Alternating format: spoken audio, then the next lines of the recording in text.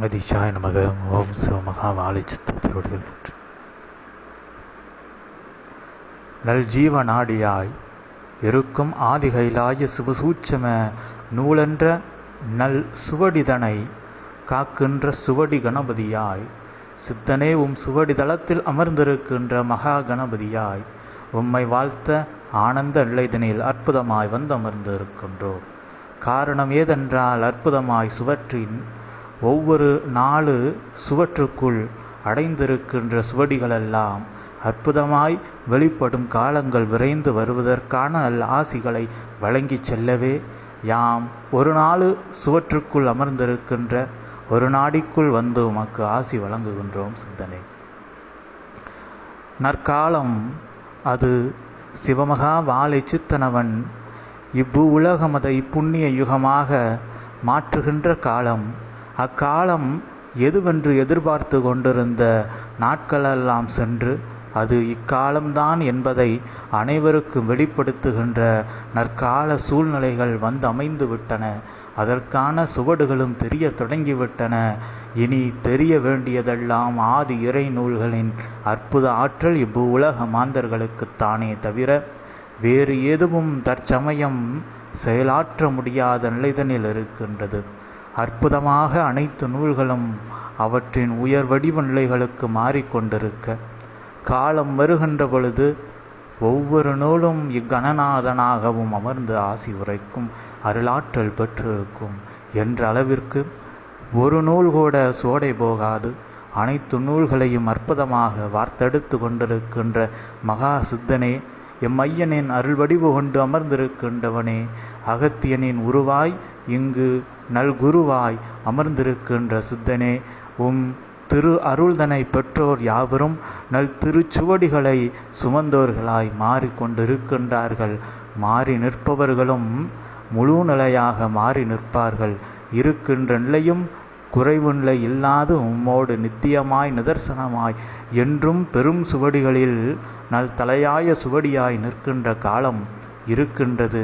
அதற்கு சற்று காலம் எடுத்தாலும் நிச்சயமாய் உம்மோடு அது என்றும் இணைந்திருக்கும் என்ற நிலைதனை கண்டிருக்கின்றோம். அதற்கான நல்ல ஆசிகளையும் வழங்கி செல்கின்றோம். சித்தா வாழை சித்தனாக இம்மண்ணுலகுதனில் உம்மை மன்னனாக அமர வைத்திருக்கின்றோம். திருமுருகன் சூட்சமத்தில் அரசாட்சி செய்து கொண்டிருக்கின்றான். இருந்த பொழுதும் இங்கு திருமுருகனாகவும் வாழை சித்தனாகவும் அகத்தியனாகவும் சிவபெருமானாகவும் தெரிவது நீதான். எனவே நீதான் இப்பொழுது இக்கலியுகத்திற்கு மன்னன் போல் இருக்க வேண்டியவன். இருந்து கொண்டிருக்கின்றாய். உமக்குள்ளே அருமுகனும் மன்னனாக இருந்து ஆட்சி செய்து கொண்டிருக்கின்றான் என்ற நிலை இருக்க, அற்புதமாக இன்று நீ செய்கின்ற இச்செயல்களெல்லாம் சற்று உயர்வு தாழ்வோடு அதன் வேகம் குறைந்தும் தாழ்ந்தும் இருக்கின்ற நிலையை உரைக்கின்றோம். அந்நிலை இருந்தாலும் கூட சூட்சமத்தில் அபரிவித ஆற்றல்களோடு அனைத்தும் உருவாகி கொண்டிருக்கின்றன. மிக மிக குறுகிய காலமே. அப்பொழுது உம் சபையின் ஆற்றலும் உம் நூல்களின் ஆற்றலும் உம்முடைய ஆற்றல் எதுவென்பதை பிரதிபலித்து நிற்கின்றவாறு வளர்ந்திருக்கும். சபையில் இதுவரை இதன்னடா வளர்ச்சி, இதற்கு மேல் காட்டுகின்றோமடா வளர்ச்சி என்கிற அளவிற்கு உயர்நிலையாய் இதற்கு முன்பிருந்த வளர்ச்சி நிலைகளை விட இதற்கு மேல் வருகின்ற வளர்ச்சி நிலைகள் மிக மிக துரிதமாக அதிகமாக இருக்கும். இத்தனை காலங்கள் உமக்கு 30 வருடம் ஆனது ஒரு சபையை இத்தனை சிறிய நிலையில் தற்சமயம் இருப்பதே பெருநிலை போல் இவர்கள் உரைக்கின்றார்கள் என்றால், எங்களை பொறுத்தவரை இது சிறிய நிலைதான். இதற்கே 30 வருடங்கள் ஆனதென்றால் இதனை விட பெரிய நிலைகளெல்லாம் நாங்கள் இவர்களுக்கு காண்பிக்கின்ற பொழுது அவையெல்லாம் எவ்வாறு இம்மனிதர்களால் தாங்கிக் கொள்ள இயலும்? உம்மை சூழ்ந்திருப்போர்களால் கூட அதனை பொறுத்து கொள்ள முடியாத அளவிற்குத்தான் இருப்பார்கள். இருந்தாலும் என்ன செய்துவிட முடியும்? பொறுத்துதான் ஆக வேண்டும், இவன்தான் சிவமாயிற்று என்று ஏற்றுக்கொள்வார்கள். அதனால் சபை 30 வருடங்கள் வளர்ந்த வேகத்தை விட 30 வருட வளர்ச்சியை 3 நாட்களில் காட்டுகின்ற அளவிற்கும் சபை வளர்ந்திருக்கும். சித்தா என்ற அளவிருந்தால் எத்தனை ஆற்றல் உம்மிடமிருந்து பகிரப்பட போகின்றது என்பதை உணர்ந்துகொள். மிக மிக குறுகிய காலமே. அக்குறுகிய காலத்துக்குள் அற்புதமான நிலைகள் உம்மை நாடி வரப்போகின்றன. நாடிகள்தான் உம்மை நாடாள வைக்கின்ற சித்தனென அறிய வைக்கப் போகின்றது. அதற்கு மிக மிக குறுகிய காலமே. அருள்நிலை ஆற்றல்கள் அனைத்து ஞானமும் கொடுக்கின்ற பேராற்றல்கள் கொண்ட தேவ சித்த கணங்களெல்லாம் உமக்குள் அமர்ந்திருக்க, நீயே இன்று பிரபஞ்சமாய் அமர்ந்திருக்க, உம்மை தமக்குள் வைத்திருக்கின்ற ஒவ்வொருவரும் பிரபஞ்சம்தான் என்பதை உணர்வதற்கு சற்று காலம் எடுத்துக்கொள்ளும். ஆனால் உணர்ந்து விட்டால் அவர்கள் ஏவல்களுக்கு பிரபஞ்சம் ஏவல் செய்யும். அந்நிலைக்கு அவர்கள் நல் உத்தமர்களாக மாறுவதற்கு சற்று காலம் பிடிக்கும். ஆனால் அதற்கான நிலைகளை உரைத்து கொண்டிருக்கின்றோம். நித்தமும் கேட்டு உணர்வோர் யாவரும் தமக்குள் இருக்கின்ற களியென்ற உருவத்தை அழித்து கொண்டு நல் களிமண் பாண்டமாக தம்மை வார்த்து கொண்டு வாழை சித்தன் என்ற அருள் நெருப்புதனில் தம்மை சுட்டு நல்நிலையாய் இன்னும் எத்தனை காலங்கள் ஆனாலும் அதன் உரு குலையாது, அதிகபட்சம் சென்றால் அது உடையதான் செய்யுமே தவிர அதன் உரு குலையாதவாறு அது மாறி இருக்கும் என்ற நிலை இருக்கின்றது. இது ஒரு நிலை கொண்டவர்களுக்கு. மற்றொரு நிலை கொண்டவர்கள் இருக்கின்றார்கள், தங்கமானவர்கள். அவர்கள் தங்கமாக ஆங்காங்கு சிதறி கிடக்கின்றார்கள். அவர்களெல்லாம் ஒன்று சேர்ந்து உருக்கி அவர்களை தங்க பாண்டமாக வாழை சித்த நெருப்பில் தங்க பாண்டமாக செய்து கொண்டு இருக்கின்றீர். அவற்றிற்கு சரியான அச்சுகள் விட வேண்டும். இல்லையென்றால் வெறும் கட்டிகள் தான் இருக்கும். அதனை எவ்வித நிலைகளிலும் பெரிதாக பயன்படுத்த முடியாது. ஒரு தங்க பானைக்கும் ஒரு தங்க பானையும் ஒரே எடை, ஒரு தங்க கட்டியும் ஒரே எடை என்றால் தங்க பானைக்கே மதிப்பு அதிகமாக இருக்கும். ஏனென்றால் அதன் வடிவம் சற்று பெரிதாக இருக்கின்றது. அதன் மூலம் ஒரு நற்பயன் இருக்கின்றது. ஆனால் ஒரு தங்க கட்டியால் தற்சமயம் ஏதும் பயனில்லை. ஆனால் அதனை பயன்படுத்துகின்ற நபர்களிடம் செல்லும் வரை அது வெறும் சாதாரண தங்க கட்டியாக, அதற்கு என்ன மதிப்போ அம்மதிப்பை தான் அவர்கள் வாங்கி கொள்வார்களே தவிர அதற்கு ஒரு தங்க பானைக்கு இருக்கின்ற அவ்வேலைப்பாடுகளோடு இருக்கின்ற தங்க பானைக்கு வருகின்ற விலை அதற்கு வராது என்ற நிலை. அதுபோல் இன்று உம்மை நாடி வந்திருக்கின்ற சொக்க தங்கமாக இருக்கின்றவர்களை நல்ல அற்புத தங்க பானைகளாகவும் வடித்து கொண்டிருக்கின்றீர். இதற்குத்தான் உரைக்கின்றோம். அனைவரும் வாழை சித்தன் என்ற குசவனால் செய்யப்படுகின்ற பானைகளே இருந்த பொழுதும் ஒவ்வொரு பானையினுடைய தன்மையும் வெவ்வேறாக இருக்கும். சிலர் தங்க பானைகள், சிலர் மண் பானைகள், சிலர் இரும்பு பானைகள், சிலர் செப்பு பானைகள் என மாறி மாறி இருக்கின்றது. ஆனால் இவை யாவையும் வாழை சித்தனுடைய நற்பானைகளே என்ற பெருநாமத்தை பெற்று வலம் வரும். இதற்காக யாம் தங்கப்பானை போல் இல்லை என மண்பானை வருத்தப்படுவதில் எவ்வித நிலைகளும் இல்லை. நீரும் ஒரு குறிப்பிட்ட காலங்கள் மண்ணிலே இருக்கின்ற பொழுது ஒரு நாள் நீயும் தங்க பானையாக மாறுவான்.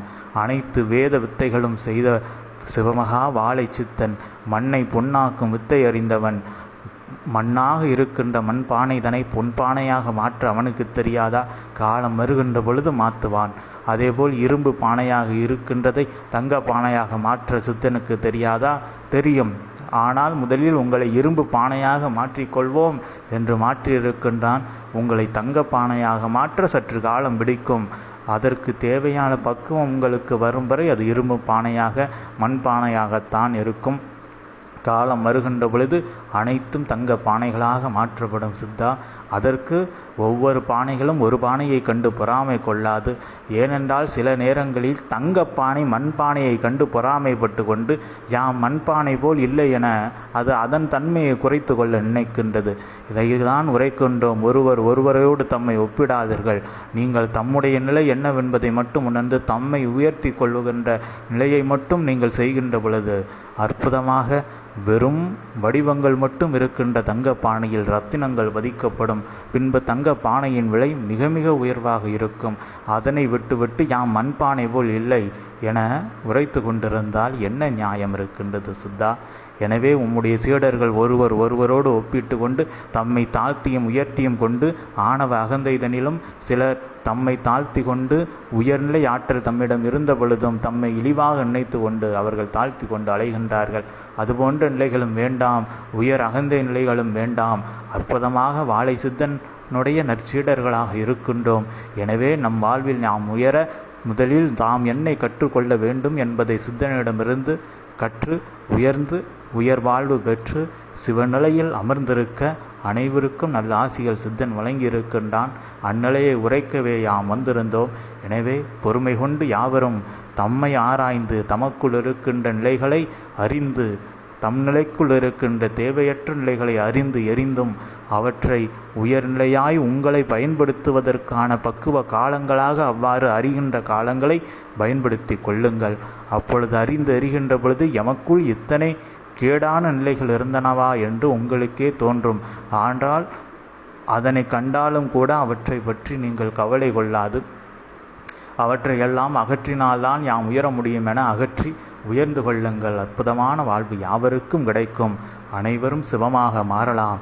சிவமே இன்று ஆசானாக வந்த பின்பு மாறாமல் இருக்க முடியுமோ? என்ன சிவன் பாடம் எடுப்பதை சற்று மெதுவாக எடுத்து கொண்டிருக்கின்றார். காலம் வரட்டும், அவனுக்கான நூல்கள் வரட்டும், மிக விரைவான அற்புதமான பாடங்கள் எடுக்கப்படும். அப்பொழுது எடுக்கின்ற பாடங்கள் பிரபஞ்ச பாடங்களாக இருக்கும். பிரபஞ்சமே பாடம் எடுத்தால் எத்தனை ஆற்றல் இருக்குமோ அத்தனை ஆற்றல் இருக்கும். சித்தா உமக்கு அனைத்தும் தெரிந்திருக்கின்றது. ஆனால் நீர் அதனை உம்மிடம் ஒருவன் கேட்டால் தானே நீ அதனை உரைக்க முடியும். உம்மிடம் எவரும் எதனையும் கேட்பதில்லை. நீரும் நாடிதான். நீதான் இருப்பதிலே மகா உண்மையான ஜீவநாடி. உமையினுடைய பிரதிகளே நாங்கள் யாவருமாக அமர்ந்து உரைக்கின்ற இது போன்ற நூல்கள் அமர்ந்திருக்கின்றன.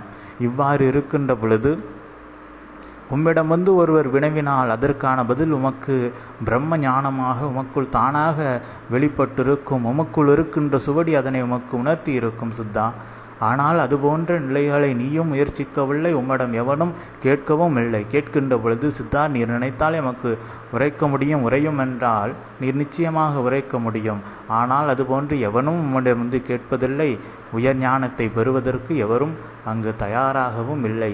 வருகின்ற ஒவ்வொருவரும் தம்முடைய இகலோக நிலையின் உயர்வுதான் வேண்டி நிற்கின்றார்களே தவிர இறைநிலையில் உயர்வை வேண்டுவதில்லை. இறைநிலையில் உயர்வு வந்துவிட்டால் இகலோக நிலைகள் நீங்கள் நினைத்தபடி வடிவமைக்க முடியும்.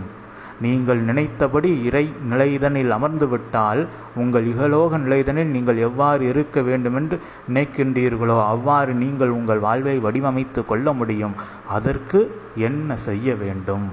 அதற்கு அந்த இறைநிலை என்று உரைக்கின்றீரே, அது என்னதான் என்பதை இறை சித்தனிடமும் இறை நூல்களிடமும் கேட்டு தெளிவு பெற்று உயர் வாழ்வு அடைவதற்கான நல்லாசிகளை சித்தனே இன்று சுவடி கணபதியாய் அமர்ந்து உம்முடைய சீடர்களுக்காக தெளிவு பெற வேண்டும். அவர்கள் தெளிவு பெற்று உம்மை பரமனாக நினைத்து பாதம் பணிய வேண்டும் என்ற நிலைக்காக எடுத்துரைத்தோம். அற்புதமாக உரைத்திருக்கின்றோம். அதில் இருக்கின்ற அற்புதம் என்னவென்பதை புத்தி இருந்தால் புரிந்து கொண்டு சித்தனோடு எப்பொழுதும் நற்சிந்தையோடு இணைந்திருங்கள். நற்சிந்தை இருக்கின்ற பொழுது சித்ததெல்லாம் மிக எளிமையாக கைக்குள் வந்து நிற்கும். நற்சிந்தை என்பது அனைத்து உயிர்களும் நலமாக இருக்க வேண்டும், பிரபஞ்சம் நலமாக இருக்க வேண்டும் என்கின்ற நிலை. அல்லது அந்த நற்சிந்தனை இருக்கின்றதல்லவா, அந்த நற்சிந்தனை மாற்றாக ஒருவருக்கு வருமென்றால் யாம் மட்டுமே நல்லதாக இருக்க வேண்டும், பிறரெல்லாம் எவ்வாறோ எக்கேடோ எட்டு செல்லட்டும் என்றிருந்தால் என்ன நிகழும்? இழிநிலைகள் தான் அவருக்கு வரும். அனைத்தும் நலமாக இருக்கட்டும், பிரபஞ்ச விதிபடி என்ன நடக்குமோ நடக்கட்டும், எமக்கு என்ன நடக்குமோ நடக்கட்டும் என அற்புதமாக அனைத்து உயிர்களையும் சமமாக பாவித்து அனைத்திற்கும் நன்னிலைகள் கிடைக்க வேண்டும் என்று நினைத்து கொண்டிருந்து இறைநிலையில் யாவையும் ஒரு நாள் சிவநிலை அடையப் போகின்றது, அனைவருக்குள்ளும் சிவம் இருக்கின்றார் என்ற நிலையை உணர்ந்து பயணிக்கின்ற பொழுது அற்புதமான உயர்வாழ்வு கிட்டியிருக்கும் என்ற நிலைதனை அனைவருக்கும் உயர்நிலையாய் உரைத்து சித்தனே உம்மை வாழ்த்தியும் அமர்கின்றோம். ஓம் அதிஷாய நமக. ஓம் சிவ மகா வாலி சித்தத்திரோடு.